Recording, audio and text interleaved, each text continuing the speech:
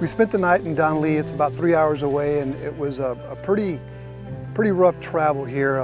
It's all dirt road, and it was a lot of jungle, and you see a lot of poverty along the road. A lot of that is very depressing.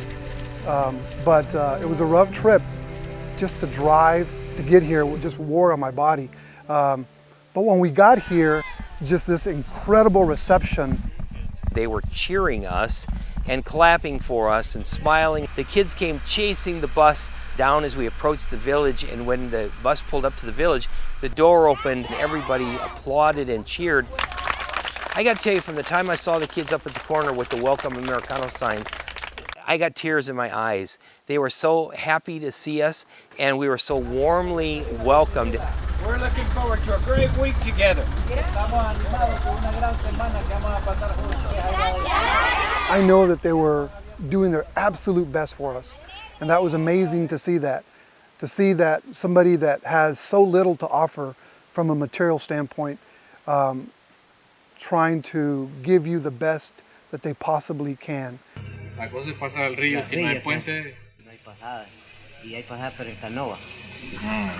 So the teacher comes here once a week on Monday, and she stays here all week, goes back. She only teaches up to the 6th grade. Now, how old is this baby right back here? La bebé. ¿Cuánto tiene ella? This is the 1-month baby. Oh, congratulations. Él, mi niño, él se levantaba en la mañana y me decía, mami, me decía, ¿cuándo vienen los hermanos norteamericanos? El 21. ¿Y cuándo se llegará el 21? Ah, faltan como 10 días. Se les hacía lejos. Se hacía lejos el tiempo. Pero hoy sí estaban en la mañana, se levantaron. The Lord has called us come and serve in Honduras. He has opened the doors for us to work here, and there's literally thousands of communities that don't have clean water. Half a mile down there, there's a river with lots of water in it, but it's really contaminated. I mean, you look at it, you can't tell it's contaminated by just seeing it, but once they drink it, they get really in trouble, you know. They have suffered a lot from parasites. We've had horrendous stories of people telling us how bad it's been. Kids that throw up and, you know, worms and stuff, really nasty stuff. It's humbling just to be here, but I don't know that I really grasp exactly what it means to them until we found out that 6 days ago, you know, really they didn't have any fresh water in the area. And then we saw a spot the other day. I asked one of the villagers, what is that hole for? And he said, that's what they were using to get water during the winter when the stream dried up. It's like me at home taking a mud puddle and going ahead and scooping water out of it. I mean, that's really what it was. It's just water seeping up through the ground. They just dug down, kind of like a makeshift well. Would be, and they're just digging down and scooping up whatever they can and bringing it into their house. So I guess I had the assumption that they always had the creek running, so that's where they were getting their water, which isn't quite as dirty as that seemed to be. But during the wintertime, and I would imagine this last winter, the water dried up. So that's where they had to get their water. I was just talking to a lady who is a great-grandmother, and she told me that up until she got water here at this house, that she would walk down into the valley to the river and back up again 3 times a day, bringing water up the hill to her house here. And I asked her if it was hard, and she said no, she just carried it on her head. And to me, I'll be honest with you, just walking up the hill carrying nothing would be almost impossible to do. But day after day, decade after decade, this lady did this.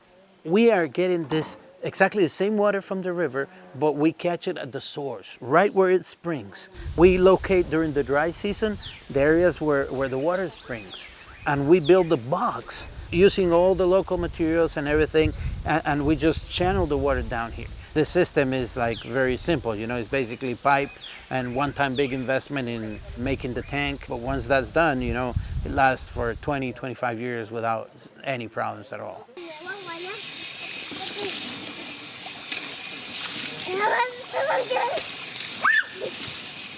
All the work is done by the beneficiaries of the water system, the locals. Every guy has to put his share of sweat equity into the water project. Our idea is for them to take total ownership of it. The men work tirelessly. They show up at 7 in the morning, and of course some of them have walked a mile already to get to the meeting place. They grab a pick and a shovel. They make sure that my team has me.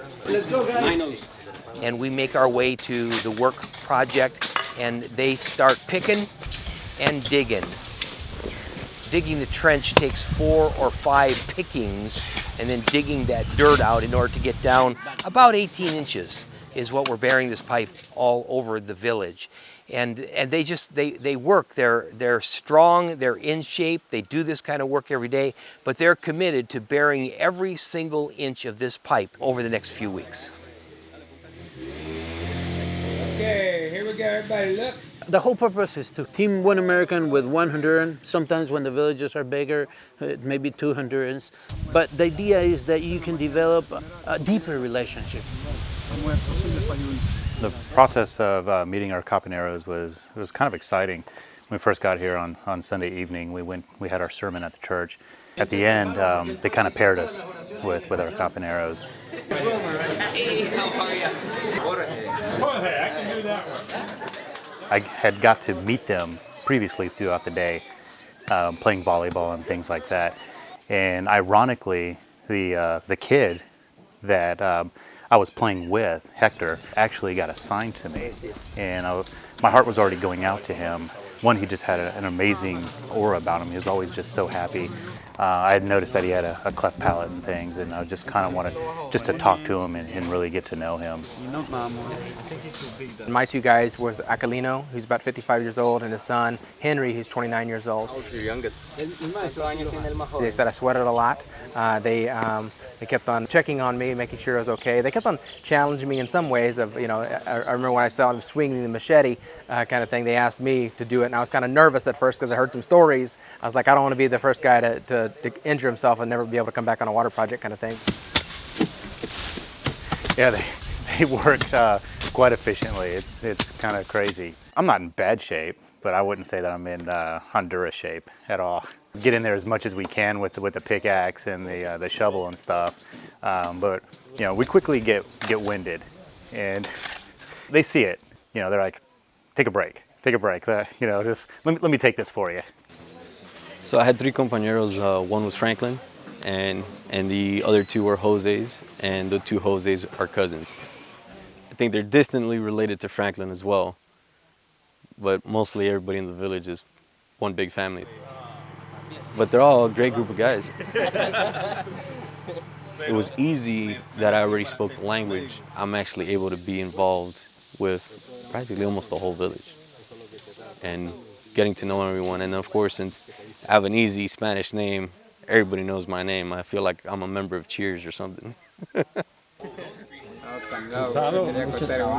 Mucho trabajo. I have 2 compañeros, Adonai, who is young, 17, who wants to know everything about what we do in America.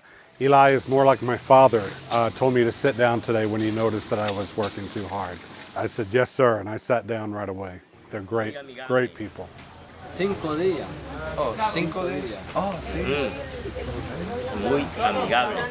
The compañeros are Danilo, Marvin, and Darwin. Amigo. At first, it was all work. They would ask each other a couple questions, and then we just continue working. We just worked through it the whole day. We ended up becoming really good friends. We just talk, and we have nicknames for each other and everything. Señor, este es el día que tú has hecho. The sun is shining, there's joy in our hearts.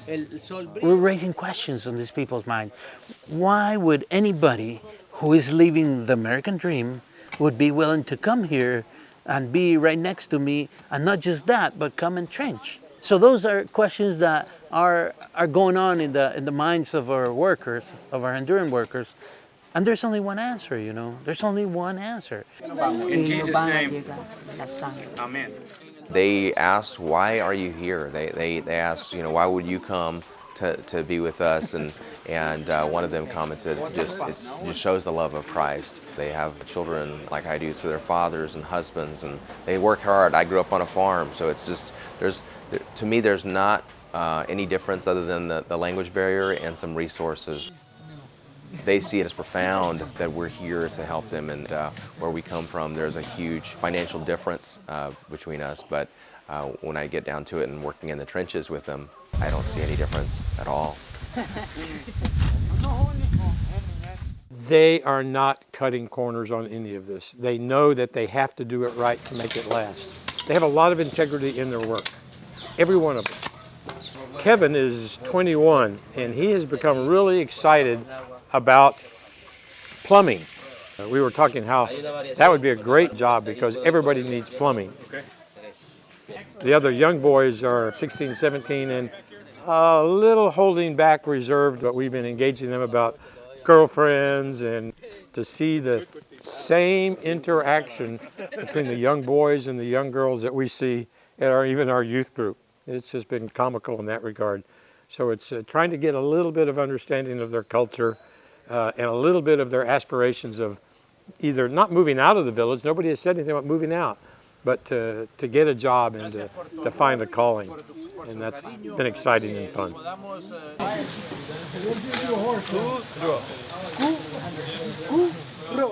One of my compañeros is Roberto, and he's 21 years old. We're the same age, same name. Working with him has been really cool, getting to learn just kind of his heart for the Lord, and just a really hard worker. And Orlando, he's 50 years old. He's been cool because he's been very kind of trying to teach little things. He taught me how to say a verse from Psalms. Los hermanos juntos en armonía. And he's just very sweet and loving man, and can also see that in the way he interacts with his family too.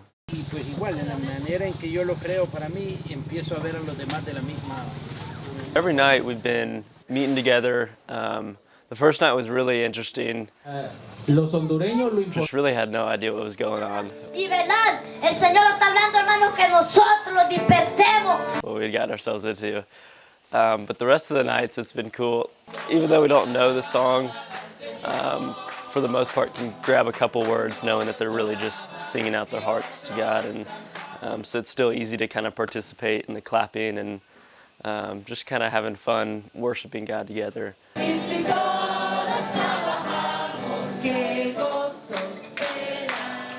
To understand that when Nicodemus asked Jesus, who's my neighbor, and Jesus said, your neighbor is everyone.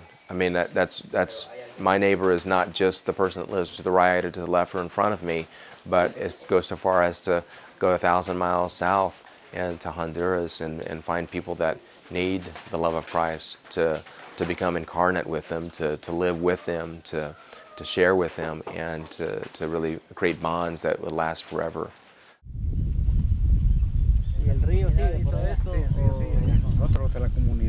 People from the community. Oh, okay, okay.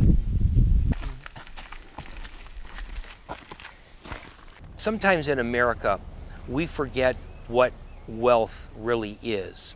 And we tend to look at these people that are living in small, handmade brick homes with very little furniture and very little income, and think that these are poverty level people. These people are not poor. These people are very, very rich. Now, they're not rich in terms of things. They don't have color TVs, they don't drive Cadillacs, they don't have motorhomes, and they don't take vacations to Hawaii. But they're rich in that they have all the essentials of life. They have food, they have clothing, they have shelter, but most of all, they have joy. They have happiness. As a matter of fact, one man told me yesterday, I asked him what his wife's name was, and her name is Happiness. And I told him, that's kind of cool. My wife's name is Joy, and very closely related. But these people find their fulfillment not in the things that they've collected. They find their fulfillment in their family and in their relationships. And that's why we're so warmly welcomed here. Because it's not about me digging a trench for them. It's about these guys making a new friend, a gringo friend, a Norte Americano friend. And somebody that they can develop a relationship with, get to know, and enjoy having been here with them. And so I think that the one thing that the Lord really reminded me is that the value of life is not in things. The value of life is in relationship. First of all, relationship with Christ. Secondly, relationship with His creation, our brothers and sisters that are around us. And that's just been a warm experience for me.